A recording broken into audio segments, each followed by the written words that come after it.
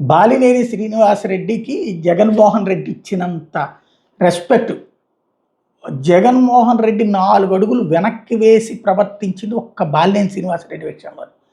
విజయసాయిరెడ్డి, సజ్జల రామకృష్ణారెడ్డి, విజయమ్మ, షర్మిల ఎవ్వరి విషయంలో ఆయన అడుగు వెనక్కేయలేదు. ఒక్క బాలినేని విషయంలో కనీసం 60 సార్లు తనే వెనక్కి తగ్గి మరీ దగ్గరికి పిలిపించుకున్నది. ఆయన కర్మో ఈయన కర్మో తెలియదు కానీ బాలినేని బయటికి వెళ్ళిపోవడం అంతా జరిగిపోయింది. జనసేనకు వెళ్ళటం ఇదంతా. ఇప్పుడు కూడా వైసీపీ మీడియాకి బాలినేని మీద ప్రేమ తగ్గలేదనుకుంటా. బాలినేని ఇచ్చిన స్టేట్మెంట్ ఈనాడు జ్యోతి లైట్ తీసుకున్నాయి కానీ వీళ్ళు హైలైట్ చేశారు. మేబీ జనసేన తెలుగుదేశం మధ్య గొడవ కదా అన్నటువంటి కోణంలో హైలైట్ చేసి ఉండొచ్చు. కానీ బాలినేనిని ఎలా నమ్ముతారు వీళ్ళు అన్నటువంటిది ఇప్పుడు కూడా ఎందుకు అనేది వాళ్ళే తేల్చుకోవాల్సినటువంటి అవసరం. ఇక్కడ తెలుగుదేశం జనసేనల మధ్యన గొడవ కిందకి దీన్ని తీసుకెళ్తారా ఏంటనేది తెలియదు. తాజాగా బాలినేని ప్రెస్ కాన్ఫరెన్స్ అన్నటువంటిది కీలకమైనటువంటిది. అందులో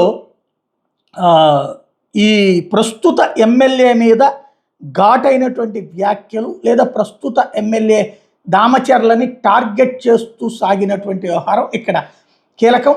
ఆయన మీదన భారీ ఎత్తున విమర్శల పర్వం అందుకోవడం అన్నటువంటి. అందులో Ongole TDP MLA Damacharla Janardhan ration బియ్యం నుంచి మద్యం, ఇసుక, గ్రావెల్, భూకబ్జా, మెప్మా, నగరపాలక సంస్థ కేంద్రంగా భారీ అవినీతి అక్రమాలకు పాల్పడుతున్నారు.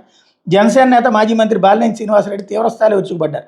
దామచర్ల ఏకంగా పోలీస్ స్టేషన్లో అడ్డాగా సెటిల్మెంట్లకు దిగారని మండిపడ్డారు. ఆదివారం తన నివాసంలో ఆయన మీడియాతో మాట్లాడుతూ దామచర్లపై విరుచుకుపడ్డారు. దామచర్ల అక్రమాలు బయటపెడుతున్న వాళ్ళ మీద పోలీసులను అడ్డం పెట్టుకుని అరాచకాలకు పాల్పడుతున్నారని ఆరోపించారు. కావాలని తన అనుచరులను వేధిస్తున్నారని మండిపడ్డారు. అవినీతి ఆరోపణల మీద వీఆర్కి పంపిన తాలూకా సీఏ విజయకృష్ణ వారం తిరగకుండా తిరిగి అక్కడే పోస్టింగ్ వేయించారని బాలినేని పేర్కొన్నారు. ఎమ్మెల్యే జనార్దన్ తనను తిరిగి రప్పిస్తారని, ఇక్కడ సెటిల్మెంట్లు చేయాల్సిన భూములు చాలా ఉన్నాయని వీఆర్కి వెళ్లే రోజు పోలీస్ సీఏ విజయకృష్ణ చెప్పినట్టు తెలిసిందన్నారు. రేషన్ మాఫియా నుంచి నెలకి 25 లక్షల వసూళ్లు, అట్లాగే పోలీస్ స్టేషన్ నుంచి బలవంతంగా రాజీలు అన్నటువంటి ఇవన్నిటికీ సంబంధించినటువంటిది కూటమిలో అన్నప్పుడు పవన్ కళ్యాణ్ నోటీస్కి తీసుకెళ్ళాలి లేదా ఇంటర్నల్గా చేయాలని ఇంతకుముందే మాట్లాడుకున్నారు కదా. కానీ బాలినేని అక్కడ మాట్లాడేస్తారు ఓపెన్గా.